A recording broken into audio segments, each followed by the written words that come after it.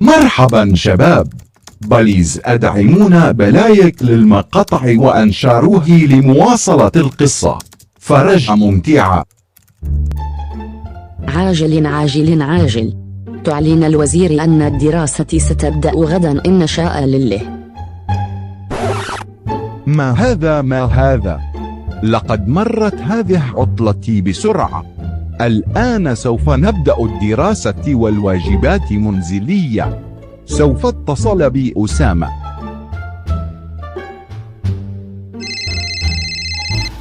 أهلا يا أسامة. أهلا. هل سمعت خبر عن تلفاز؟ أي خبر؟ لقد أخبر في تلفاز عن الدراسة ستبدأ غدا. وأنا حزين عن دراسة. وأنا كذلك. مرئيك أن نلعب فري فاير. يوم البداية من دراسة.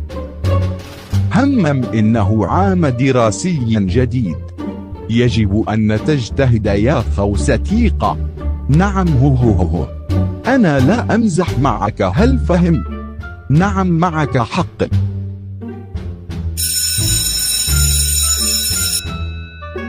هيا بنا، لقد رن جرس مدرسة. يا جماعة، من هو أستاذنا؟ أستاذ شملوخ. يا لهي، ماذا تقول؟